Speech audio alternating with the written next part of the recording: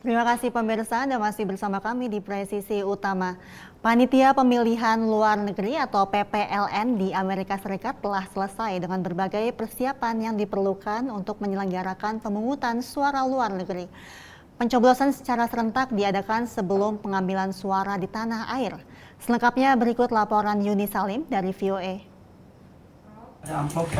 Berbagai persiapan penyelenggaraan pemilu Republik Indonesia di Amerika Serikat sudah selesai dilakukan, mulai dari pendaftaran pemilih, sosialisasi pemilu, hingga bimbingan teknis dari KPU. Tanggal 29 Januari 2024 sampai dengan tanggal 31 Januari 2024, kami mengundang ketua dan operator IT PPLN di seluruh dunia untuk mengikuti kegiatan bimbingan teknis, pemantapan, pemahaman regulasi teknis, pemungutan dan penghitungan suara, serta penggunaan teknologi Sirekap. Sirekap ada akronim dari Sistem Informasi Rekapitulasi. Masing-masing panitia pemilihan di luar negeri atau PPLN di Amerika berupaya untuk memastikan WNI bisa menggunakan hak pilih mereka, termasuk mereka yang terlambat mendaftar, seperti sekitar 4.000 WNI yang bekerja di kapal pesiar. Sekarang ini yang anak buah kapal ini, ABK ini, alamatnya alamat Indonesia sekarang. Jadi mereka itulah yang dipindahin nantinya ke wilayah kita, yang organize kita. Pihak kapal itu yang menyampaikan. Jadi gini, mereka mendaftar ke kita langsung. Mereka itu mendaftar ke kita langsung. Nah, kita yang mengirim, nah dibantu sama perusahaan kapal. Di seluruh Amerika Serikat ada sekitar 43.000 diaspora Indonesia dalam daftar pemilih tetap. Ada 3 cara memilih, yaitu langsung di TPS, lewat pos, atau di kotak suara keliling bagi kota-kota tertentu yang didatangi PPLN. Pemilihan secara serentak di TPS pada hari Sabtu 10 Februari adalah keputusan bersama dari Panitia Pemilihan Luar Negeri.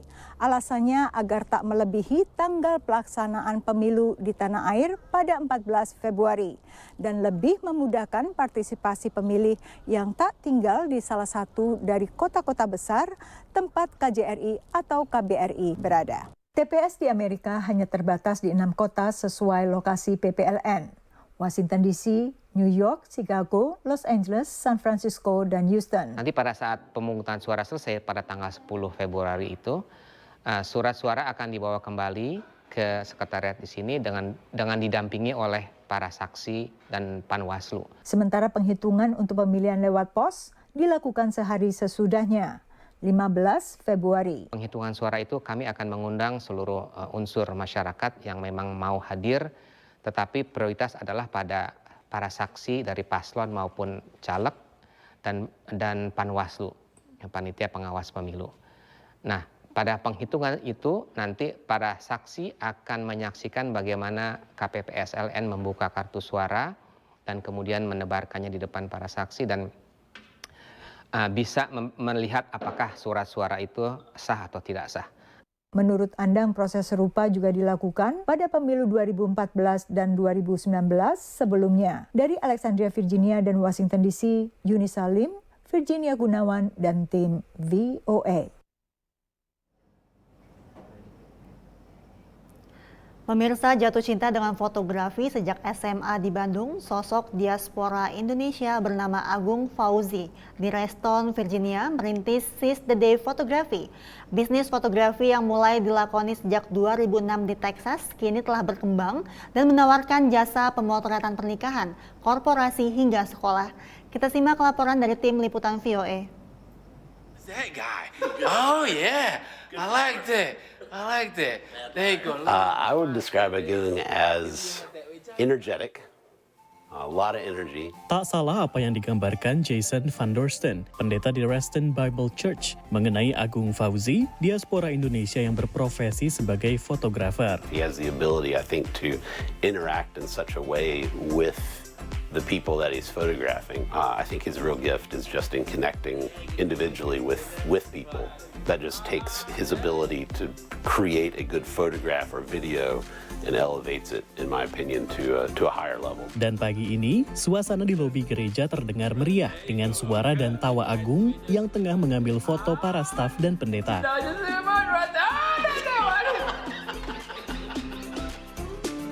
Dan biasanya kayak dialek saya, like waktu saya bahasa Inggris, itu mereka sound make them happy. Mengabadikan kebahagiaan yang terekam dalam hasil bidikan kameranya menjadi kepuasan bagi Agung yang mulai jatuh cinta dengan fotografi sejak SMA di Bandung. Karena saya bisa men-stop waktu dan rekam di gambar, dan nanti 50 tahun lagi mereka lihat, mereka bisa teringat how the moment so priceless. Setelah pindah ke Amerika, ia mulai menjadi fotografer pernikahan dan merintis Seize the Day Photography tahun 2006 di Texas. Karena setiap assignment, headshot, or family portrait, senior portrait, atau corporate event, wedding, semuanya itu have to be seize the moment, seize the moment. Ia pindah ke Centerville, Virginia tahun 2009 dan meneruskan bisnisnya yang menawarkan jasa foto pernikahan, foto keluarga, perusahaan, dan sekolah. Bradley Johannes, siswa SMA kelas 12 di South Riding, Virginia, mengakui foto untuk buku tahunan sekolah amatlah penting. Diakuinya, Agung dengan sabar membantu para siswa agar dapat merasa nyaman saat pengambilan foto. So, Mr. Agung was able to make it really special because he's very charismatic and he's a very kind person. He was able to make us happy when we were taking pictures, and he just came with energy and just brought the whole mood up. Walaupun biaya yang dibebankan Agung untuk kliennya tidak murah, seperti foto pernikahan yang berkisar dari $4.000 hingga $10.000, bahkan $15.000, namun Agung juga fleksibel dalam membebankan biaya pemotretan kepada klien. Straight point ya, langsung saya bilang budgetnya berapa?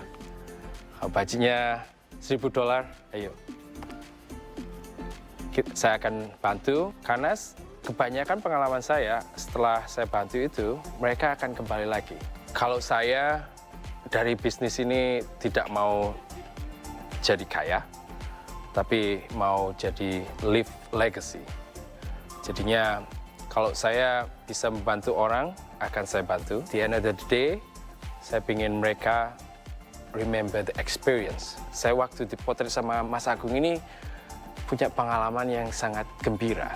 Dari Reston, Virginia, tim VOA.